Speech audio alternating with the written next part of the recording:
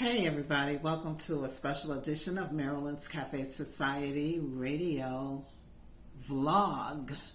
Yeah, today is Wednesday, September 30th, the very last day in the month of September 2020, and rather than write a blog, I thought I'd present a vlog since we did not do the show this past Saturday because I had the honor and privilege of not only attending a beautiful wedding, but being a part of the wedding party, the bridal party. And of course, it's nice to attend a wedding, sadly, there's been quite a few funerals happening. And so being able to be a part of a wedding and to attend a wedding was surely a breath of fresh air. And so again, congratulations to the bride and the groom. I wish you all well. May God keep you and bless you.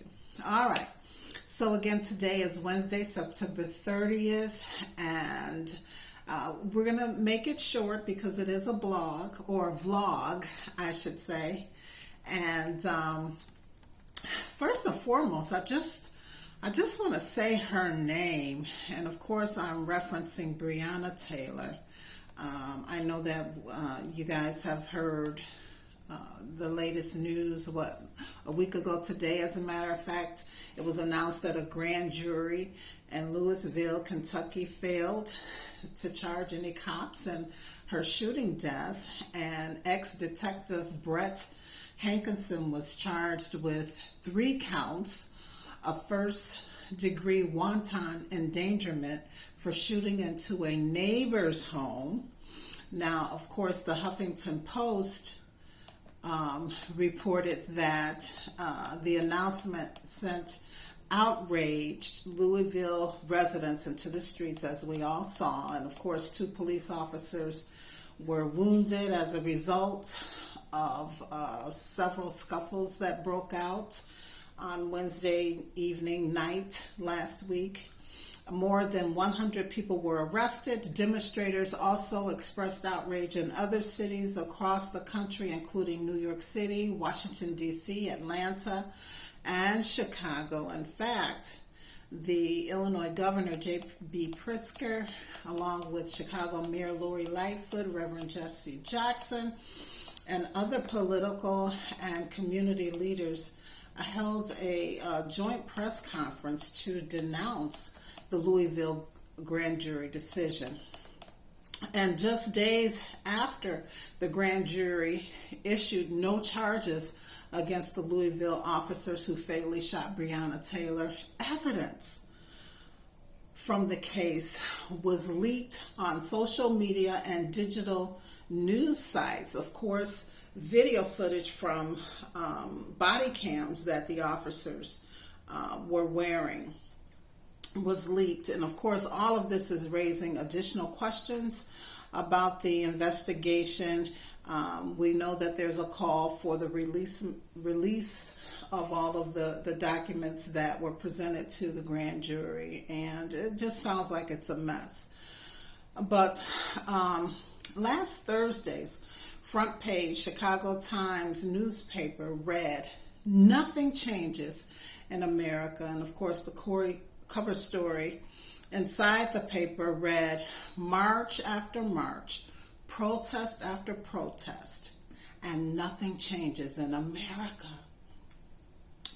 And those headlines, it just kind of struck me. It struck a chord in me, and I thought, gee whiz, could this be true?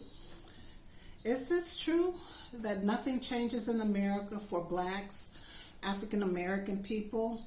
And I had to kind of stew over that, and I decided that we have overcome here in America, blacks in America. We have overcome. We've overcome slavery.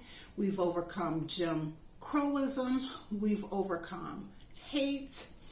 In fact, laws and policies have been changed for our benefit over the years, over the centuries that we've been here in America. And so again, I think that there has been some change. Nevertheless, we still have a long way to go. And so I honestly think in this continued struggle that we have being black in America, that it's going to take God. It's going to take God in us to institute real, deep-seated systemic change. It's going to take God. And we will have to be his hands and his feet. We will have to call down to earth as it is in heaven for us. And I know that this may not make sense or sound illogical to some of you, but it's true. Do you believe God? I know I do. And so I'm willing to be his hands and his feet.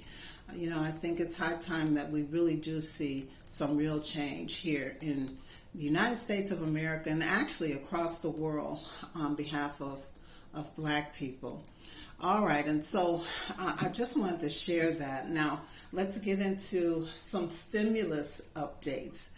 The good news is that the Democrats and the Republicans do agree that a second stimulus payment is needed. However, they don't agree on the amount, and there's other aspects that they don't agree on as well.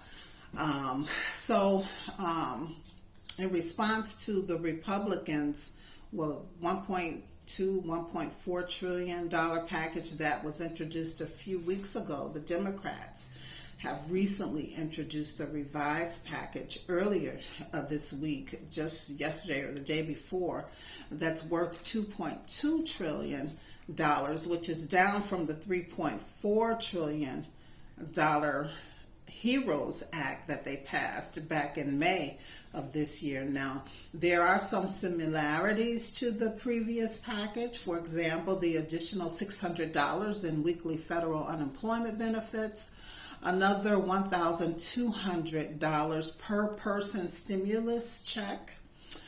There's going to be some mortgage and rental assistance for individuals, and more help for small businesses. Just kind of going back to that help in the areas of mortgage and rental assistance. Sadly, now, I'm not inundated with calls or people, but I have been hearing that folks say that when they go to the places that they're supposed to go to seek the assistance that they need with their rent or mortgage, they're told that the funds are exhausted, there's a waiting list, or that there just isn't any help. So hopefully there's some watchdog groups or organizations out there who are kind of monitoring this, because this is a lot of money. This is nothing to sneeze at in terms of the help that's being put out here. And the same thing for the small businesses. So we'll just have to reach out to our elected leaders and community leaders to ensure that those funds are being dispersed equitably. All right. So back to the stimulus now.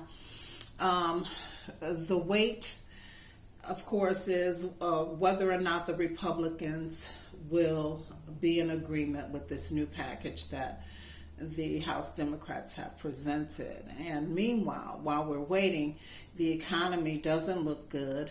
American families and households continue to struggle, and the 2020 election is creeping closer and closer. And boy, oh boy, speaking of elections, everyone, did you see the debate last night?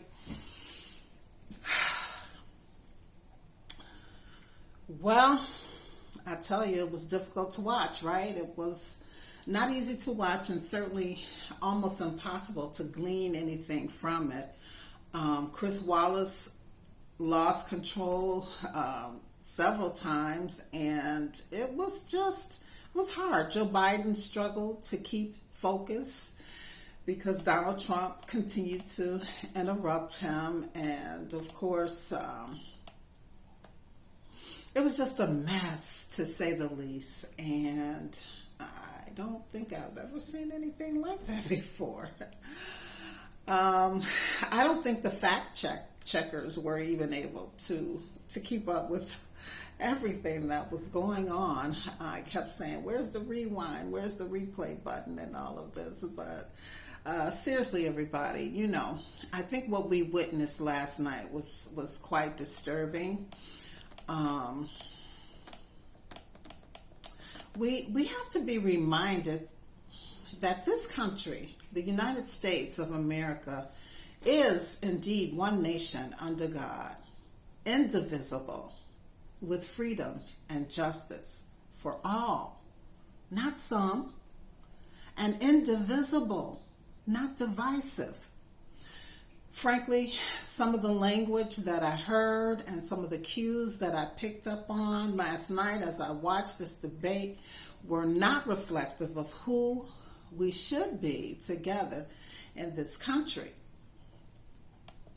And so I urge everyone to continue to pray like you've never prayed before, and continue to walk in faith, have faith, but know and understand that faith without works is dead. Now, like me, I know we all want peace, yet we must dress for battle. And so I encourage you, I implore you to go register to vote if you're not registered to vote. And then go vote and take someone to vote. And vote for unity, vote for freedom, vote for justice. Go vote, everybody. Amen. And so it is. And I just want to remind you guys that the show will be back this Saturday. As usual, we'll get it recorded and up before it gets too late on Saturday. In the between time, you can check us out on social media, Marilyn's Cafe Soj, Twitter, Facebook, Marilyn's Cafe Society, and of course the website, Maryland'sCafeSociety.com. Again, this is a vlog instead of a blog for the week, and that's because we missed the show this past Saturday. Again, we'll be back right here on YouTube this coming Saturday, so be sure to tune in to Marilyn's Cafe Society on YouTube. Do you want to know what love is? I have two of them. The first one is from last Wednesday's paper, which says, love is a coffee buddy. Isn't that the truth? And of course, this past Saturday's love is reads, love is when you can't stay mad at him very long. Oh, that kiss on the cheek works every time, right? All right, everybody. Well, as always, it's been a pleasure and a privilege, and we'll talk again on Saturday. Peace, and have a great rest of the week.